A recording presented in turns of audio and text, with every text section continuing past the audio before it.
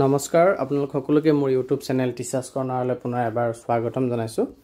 মোৰ আগৰ এই ভিডিঅ'টিত মই আপোনালোকৰ যি সেভিংছ একাউণ্টত স্যালাৰি সোমায় সেই সেভিংছ একাউণ্টটো স্যালাৰি একাউণ্টলৈ কনভাৰ্ট কৰাৰ ক্ষেত্ৰত কি পদক্ষেপ ল'ব লাগে আৰু কৰি দিলে আপোনালোকে যি আমাৰ অসম চৰকাৰৰ ইন্স্যুৰেন্স কভাৰেজ আছে বিনামূলীয়াকৈ আপোনালোকে পাব পাৰে। কোটি টকাৰ ইন্স্যুৰেন্স কভাৰ কোটি টকালৈকে কভাৰ কৰে, সেইটো আপোনালোকে উপভোগ কৰিব পাৰিব। এই বিষয়ে আপোনালোকক ডিটেইলছত জনাইছিলোঁ আৰু সেই ভিডিঅ'টোতে বহুতে মোক কমেন্ট সেকশ্যনত জনাইছিলে যে তাত আমাৰ বেংকত আমি যি ফৰ্ম এটি সাবমিট কৰিব লাগে সেই ফৰ্মটি কিদৰে ফিল আপ কৰিব লাগে তাৰো এটা ডেমো দিব লাগে বুলি। গতিকে ফৰ্মটি কেনেদৰে ফিল আপ কৰিব লাগে মই আজি ভিডিঅ'টো আপোনালোকক জনাবলৈ চেষ্টা কৰিম। ভিডিঅ'টি শেষলৈকে চাব, চাই ভাল পালে লাইক এণ্ড শ্বেয়াৰ কৰিব আৰু চেনেলটি যদি এতিয়াও ছাবস্ক্ৰাইব কৰা নাই কাইণ্ডলি ছাবস্ক্ৰাইব কৰিব। আপোনালোকে স্ক্ৰীনত যোনটো ফৰ্ম দেখি আছে এটা সিম্পল ফৰ্ম হয়। বেংক টু বেংক ফৰ্মটো কিছু বেলেগ হ'ব বা আপোনালোকে ব্ৰাঞ্চ টু ব্ৰাঞ্চে নিজাববীয়াকৈ ফৰ্মটো কিছু বেলেগ হ'ব পাৰে, কিন্তু মূল কথা এইখিনিয়ে থাকে। গতিকে ইয়াতে আপোনালোকে যোনটো প্ৰথমতে দেখি আছে the assistant general manager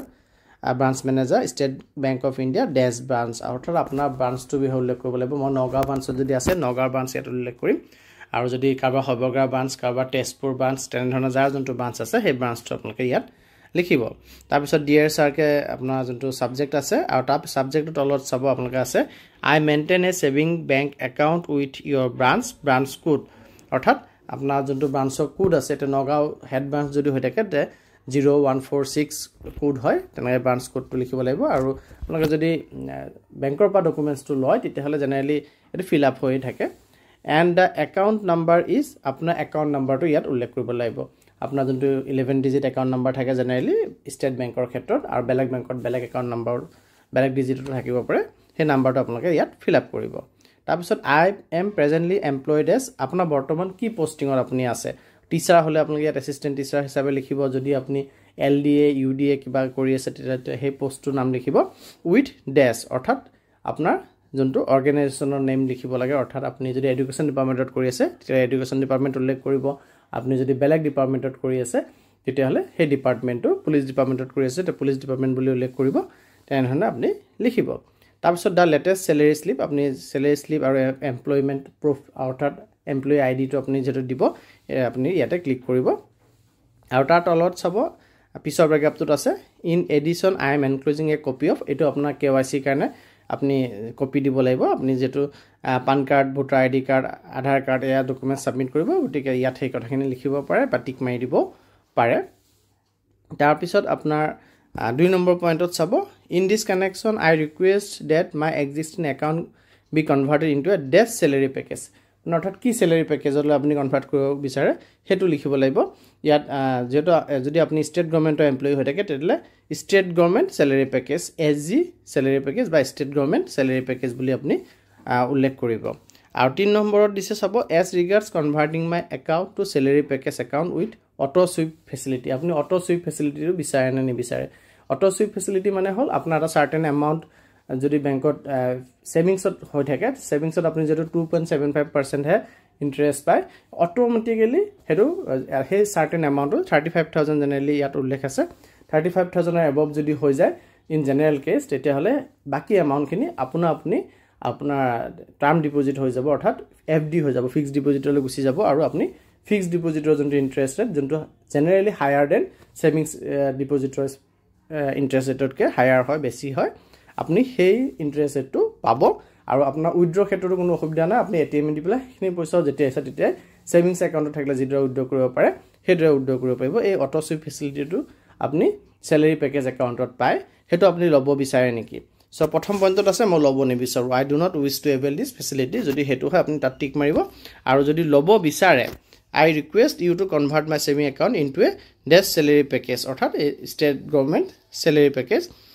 with auto sweep facility. আৰু এইটো যদি আপুনি টিক মাৰে, বিটো টিক মাৰে, তেতিয়াহ'লে আপুনি এই তলত যিকেইটা কণ্ডিশ্যন আছে আপুনি কেনেধৰণে অটো ছুইপটো বিচাৰে সেইটো আপুনি উল্লেখ কৰিব লাগিব। প্ৰথম পইণ্টটো দিছে I request you to set up auto sweep facility in the said account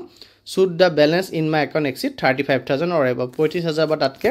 বেছি যোনদিনাখনে হয় তেতিয়া সেইদিনাখনে মোক অটো ছুইপ কৰি দিব। সেইটো আপুনি যদি বিচাৰে সেইটো কৰিব। আৰু উইকলি বেচিছত যদি বিচাৰে সপ্তাহে কৰিব লাগে, তেতিয়াহ'লে আপুনি কোনটো দিনত কৰিব বিচাৰে, প্ৰতিটো সপ্তাহৰ কোনটো দিনত আপুনি কৰিব বিচাৰে সেই ডেটো আপুনি উল্লেখ কৰিব লাগিব যে সোমবাৰে বিচাৰে মনডে লিখিব যদি মঙ্গলবাৰে বিচাৰে টুইজডে লিখিব এইদৰে আপুনি ইয়াত লিখিব লাগে আৰু যদি মান্থলি বেচিছত কৰিব বিচাৰে তে প্ৰত্যেক মাহৰে কোনটো দিনত আপুনি কৰিব বিচাৰে first day second day third date কৰিব বিচাৰে আৰু কেতিয়াপা আপুনি এই ফেচিলিটিটো আৰম্ভ কৰিব পাৰে of every month beginning from DDMMYY অৰ্থাৎ কোনটো ডেটৰ পৰা ধৰক আপুনি ফেব্ৰুৱাৰী মাহৰ 2 তাৰিখৰ পৰা ষ্টাৰ্ট কৰিব পাৰে আৰু সেকেন্ড ডে কাটিব বিচাৰে তেতিয়াহলে অন মান্থলি বেচিছ সেকেন্ড ইয়াত লিখিব সেকেন্ড তাৰপিছত আহিব অফ এভৰি মান্থ আৰু ডেটটো হ'ব 0-2-25 তেনেধৰণে আপুনি লিখিব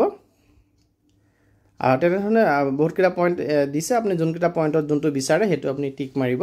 আৰু পৰাপক্ষত আমাৰ যোনটো সবতকৈ বেষ্ট হৈছে 35000 অৰ এবভটোকে আপুনি টিক কৰি দিব পাৰে বাকি তাতে টিক মাৰাৰ কোনো প্ৰয়োজন নাই আৰু তাৰ পিছত আই কনফাৰ্ম ডেট হেখত আছে I have read the understand the term and condition of this salary package আপুনি যোনটো স্যালাৰি পেকেজ চয়েস কৰিছে ষ্টেট গভৰ্নমেণ্ট যদি আপুনি এমপ্লয় হয় ষ্টেট গভৰ্নমেণ্ট স্যালাৰি পেকেজ তেতিয়াহলে আপুনি তাত যিখিনি টাৰ্ম এণ্ড কণ্ডিশ্যন আছে আপুনি এইখিনি গোটেইখিনি মানিছে বুলি আপুনি এইটো ফিল আপ কৰিব ডটটো আৰু তলত ইয়াৰ্স ফেথফুলি সিগনেচাৰ কৰিব অৰ্থাৎ আপোনাৰ সিগনেচাৰ যোনটো বেংকত আছে যোনটো সিগনেচাৰ দি আপুনি টকা উইথড্ৰ কৰিব পাৰে সেই সিগনেচাৰটো কৰিব আপোনাৰ নেমটো ফুল নেম কেপিটেল লেটাৰত লিখিব এড্ৰেছ ডেট আৰু প্লেস অৰ্থাৎ কোন জায়গা পৰা আপুনি এই কনসেন্টটো দি আছে কথাখিনি উল্লেখ কৰি পেলাই আপুনি এই ফৰ্মটো জমা দিব লাগিব আপোনাৰ কনসাৰ্ন ব্ৰাঞ্চত আৰু ফৰ্মটোৰ লগত আপুনি গাঠি দিব লাগিব আপোনাৰ লেটেষ্ট স্যালাৰি স্টেটমেন্টটো অৰ্থাৎ আপোনাৰ ডিসেম্বৰ মাহৰ যোনটো স্যালাৰি স্লিপ আছে এই স্যালাৰি স্লিপটো আপুনি গাঠি দিব আপুনি হেতু ফিন আসামৰ পাই পাই যাব আৰু তাৰ লগতে আপুনি আপোনাৰ এমপ্লয়মেন্ট আইডি এটা আইডি প্ৰুফ আপুনি দিব লাগিব আৰু KYC হিচাপে আপুনি Aadhaar card PAN card voter ID card এয়া সাবমিট কৰিব আৰু কৰিলে আপোনাৰ একাউণ্টটো কনভাৰ্ট হ'ব আমাৰ সেভিংস একাউণ্টৰ পৰা স্যালাৰি একাউণ্টলৈ আৰু তেতিয়া আপোনাৰ মেছেজ এটা আহিব মেছেজটি আপোনালোকে এনেধৰণে দেখা পাব যে ডিয়াৰ কাষ্টমাৰ ইয়ৰ একাউণ্ট অমুক converted from regular savings bank account to SB SGSP gold account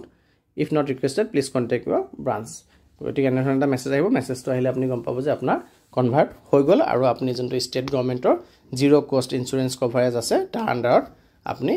cover হৈ যাব ধন্যবাদ